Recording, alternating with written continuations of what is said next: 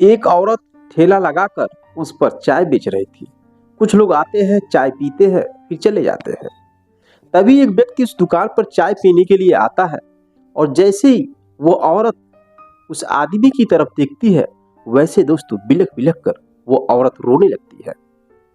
उस आदमी का पैर पकड़ लेती है और कहती है कि मुझे माफ कर दीजिए, मुझसे बहुत बड़ी गलती हो गई। अब दोस्तों यह नजारा देखकर वहां सभी लोग इकट्ठा हो जाते हैं। सब लोग सोचने पे मजबूर हो जाते हैं कि यह औरत चाय वाली क्यों उस व्यक्ति का पैर पकड़कर और बिलख बिलख कर रो रही है।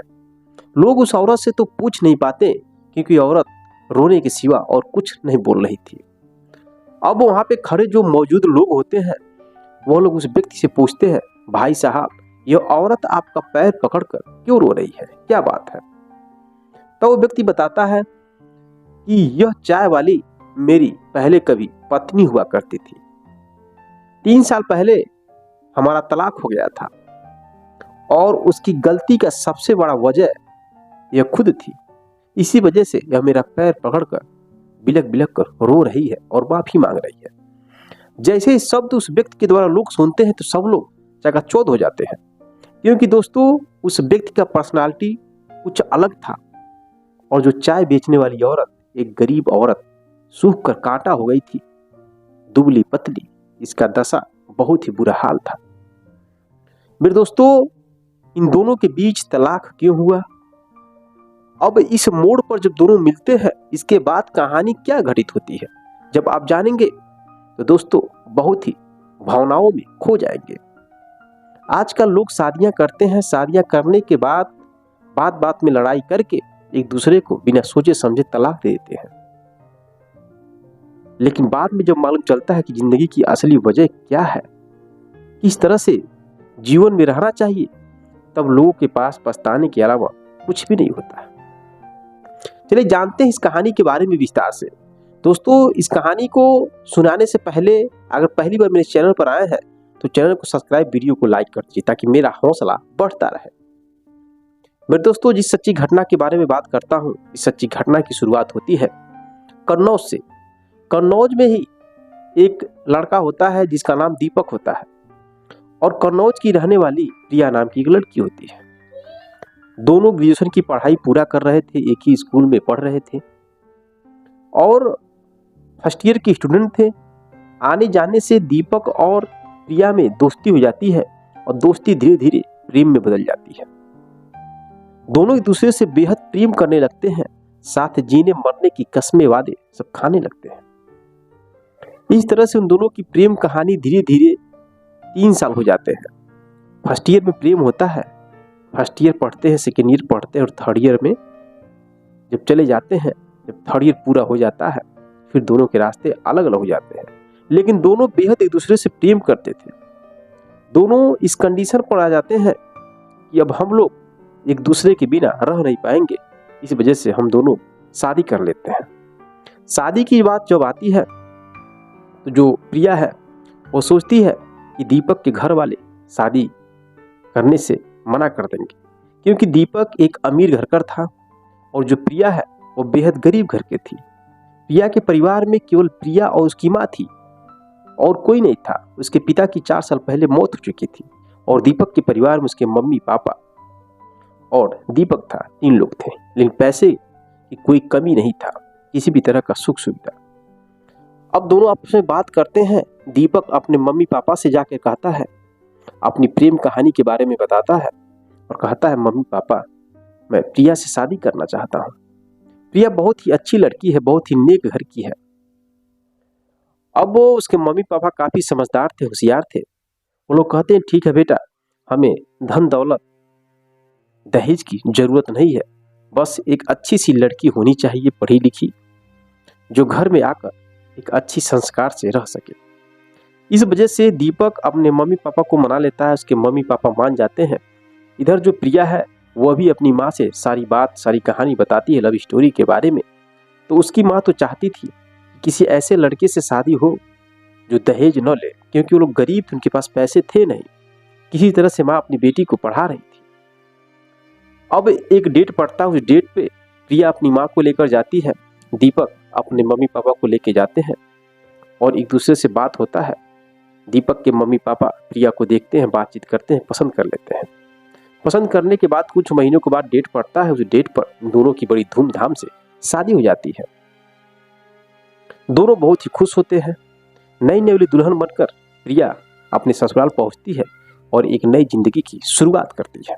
लेकिन दोस्तों 6 महीने के बाद प्रिया के व्यवहार से जो दीपक है और जो दीपक के माँ बाप है बहुत ही दुखी हो जाते हैं।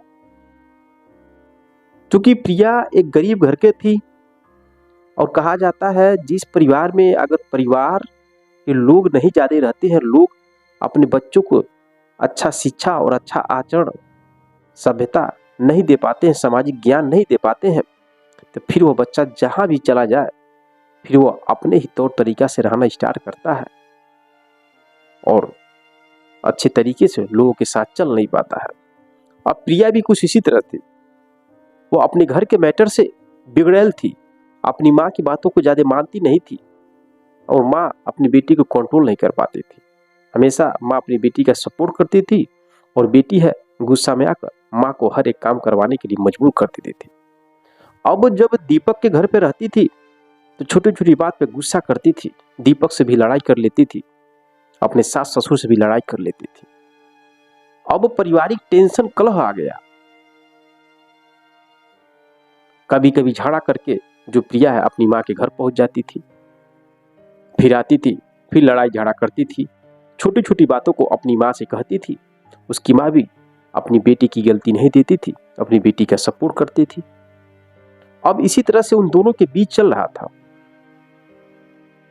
अब एक दिन दीपक अपनी पत्नी को समझाता है, देखो प्रिया, हम दोनों जब एक दूसरे से प्रेम करते थे तो कितनी अच्छी जिंदगी थी, कितने अच्छे तरीके से रहते थे, तुम भी मेरी बात मानती थी, मैं भी तुम्हारा बात मानता था। लेकिन अब तुम्हें क्या हो गया है कि शादी हम लोग कर लिए, हमारे साथ रह रही हो दिन रात, लेकिन तुम मेरी बात नहीं मानती हो। इसी बात को लेकर एक समाज में कैसे रहना चाहिए, शादी होने के बाद जो तौर तरीका है लड़कियों का अपने ससुराल में बिल्कुल ही बदल जाता है।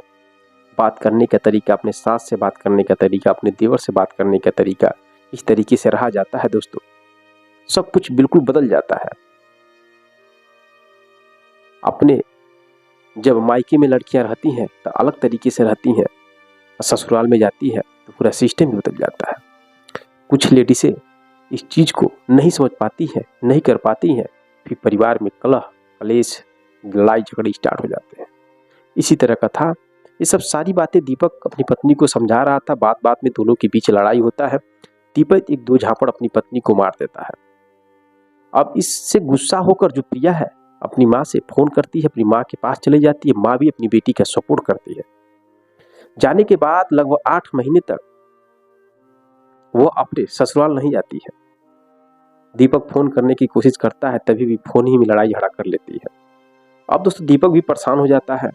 इधर जो है प्रिया की माँ है वो अपनी बेटी का सपोर्ट करती है, कहती है बेटी तुम वहां मत जाओ, बड़े घर के लोग हैं, हम लोग गरीब है, इसी वजह से तुमको वो लोग प्रताड़ित कर रहे हैं। मेरे दोस्तों लेकिन गलती इसकी बेटी की ही थी, लेकिन माँ अपनी बेटी को इस तरह से चढ़ा रही थी।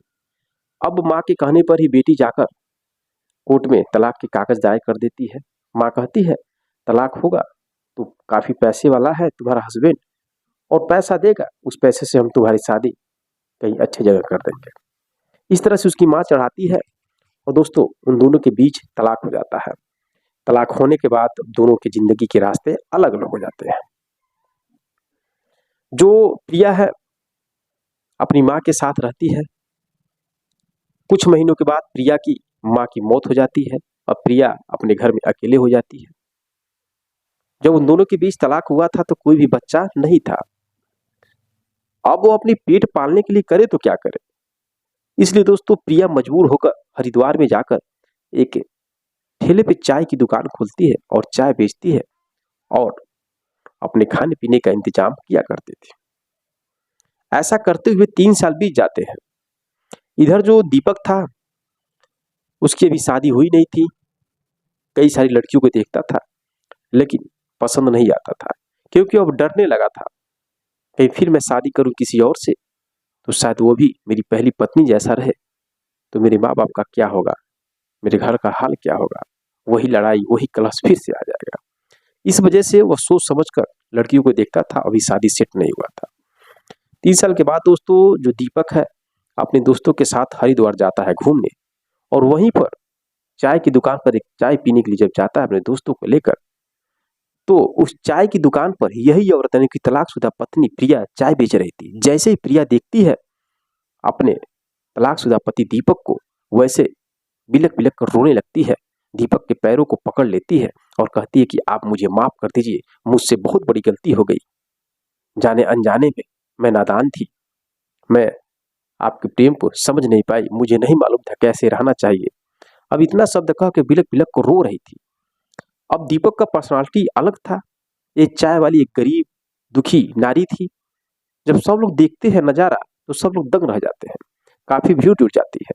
लोग उस आदमी से पूछते हैं यानी दीपक से कि यह औरत कौन है, आपका पैर पकड़कर क्यों रो रही है।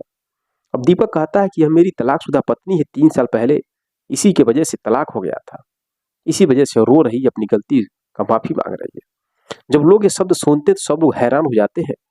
वो लोग कंपेरिजन करते हैं कि पति इतना स्मार्ट, इतना हैंडसम, इसका पर्सनालिटी अलग है, और ये औरत देखो चाय की दुकान चला रही है, कैसे इन दोनों के बीच तलाक हो गया। दोस्तों वहां पे वह दीपक कुछ न कुछ उसके अंदर प्रेम था, क्योंकि बचपन का प्रेम था उस प्रिया के साथ। उसको पकड़ता है, उसको भी दया आता है और खड़ा करता है, उससे कहता है देखो प्रिया जो हुआ तो हुआ, गलती तुम्हारी थी, मैंने और मेरे माँ बाप बहुत तुम्हें समझाने की कोशिश की है कि तुम सुधर जाओ, अच्छे से रहो, लेकिन तुम नहीं मानी। तुम्हारी माँ तुमको चढ़ाती थी, तुम अपनी माँ की बात मानती थी, बात बात पे फोन करती थी, और आज हालत तुम्हारी क्या हुआ, तुम इतनी कंडीशन खराब हो गया तुम्हारा कि महल जैसा घर छोड़कर, जहाँ पे तुम्हें पैसे कौड़ी की किसी भी चीज की कमी नहीं थी, तुमने मुझे तलाक दे दिया और आज रोड पर ठेले लगाकर चाय बेच रही हो। दोस्तों प्रिया हाथ जोड़ लेती है, कहती है आप मुझे माफ कर दीजिए, हम लोग का बचपन से प्रेम था, एक दूसरे से प्रेम करते थे, फिर से मुझे अपना लीजिए, मुझसे बहुत बड़ी गलती हो गई। दोस्तों पैरों को पकड़ के माफी मांगती है। जो दीपक है, दीपक का भी शादी कहीं हुआ नहीं था, अब उसके अंदर भी दोस्तों प्रिया के प्रति प्रेम जाग जाता है और फिर से उसको अपनाने की कोशिश करता है, लेकिन कहता है कि अगर तुम पहले जैसा रहोगी इसकी गारंटी क्या है। प्रिया करती है कि मैं आज के बाद आपकी हर एक बात मानूंगी, आपके मम्मी पापा की बात मानूंगी, मैं एक बार गलती कर चुकी, दोबारा मैं गलती नहीं करूंगी, अच्छे से रहूंगी। अब दीपक उसे गले से लिपट लेता है और उसको ले जाकर एक दुकान पर अच्छी सी साड़ी सी खरीद कर उसको पहनाता है, फिर उसको लेकर अपने घर चला जाता है। जैसे अपने घर पर जाता है, उसके मम्मी पापा जब देखते हैं तो कहते हैं कि तुमने फिर उस औरत को ला दिया, जो औरत हमारे घर की सुख चैन को छीन ली थी। दीपक समझाता अपने माँ बाप को, कहता पिताजी माफ कर दीजिए, माँ जी माफ कर दीजिए, यह मेरी बचपन की प्रेमिका थी, हम लोग दोनों एक दूसरे से प्रेम करते थे, यह गलती स्वीकार कर रही है, किसी वजह से गलती हुआ था, इसके माँ भी नहीं है, इसकी माँ भी इस दुनिया को छोड़कर जा चुकी है, इसको अब ज्ञान हो चुका है कि जिंदगी में कैसे रहना चाहिए, अपने घर पर सब कुछ जान चुकी है, अब बहुत रिक्वेस्ट करता है। तो दीपक के माँ बाप भी पढ़े लिखे अच्छे थे, तो दीपक अपने माँ बाप को मना लेता है और फिर से प्रिया को लेकर उस घर में रहने लगता है और एक नई जिंदगी की शुरुआत करता है। कुछ सालों के बाद दोनों के बच्चे पैदा होते हैं और नई जिंदगी की शुरुआत करते हैं, अच्छे से जीते हैं। तो दोस्तों यह रही कहानी। मेरे दोस्तों जिस तरह से इस कहानी में घटित हुआ है, ऐसा सभी लोगों के साथ नहीं होता। बहुत सारी औरतें हैं, बहुत सारे लोग हैं, शादी होने के बाद एक दूसरे से छोटी छोटी बातों में लड़ाई करके एक दूसरे को तलाक देते हैं। तलाक होने के बाद जब उनकी जिंदगी नर्क जैसा बन जाती है तो लोग फिर से याद करने लगते हैं अपनी पुरानी जिंदगी को, लेकिन पछताने के अलावा उनके पास कोई ऑप्शन नहीं बनता। इसलिए पछताना न पड़े, इस वजह से शादी करने के बाद दोनों एक दूसरे के माइंड को पढ़िए, एक दूसरे को कॉम्प्रोमाइज करके चलिए, क्योंकि जिंदगी में दुख और सुख आते रहेंगे। ऐसा कोई पति और पत्नी न हो जिनके बीच लड़ाई झगड़े न हो, मनमुटाव न हो, लेकिन उसी में खुशी ढूंढिए और उसी के सहारे आप जिंदगी को आगे ले चलिए। बाकी आप लोग की राय क्या है, क्या दीपक ने सही किया या गलत किया, कमेंट बॉक्स में कमेंट जरूर करिएगा। मिलते हैं नेक्स्ट वीडियो में नेक्स्ट कहानी के साथ, तब तक के लिए जय हिंद जय भारत।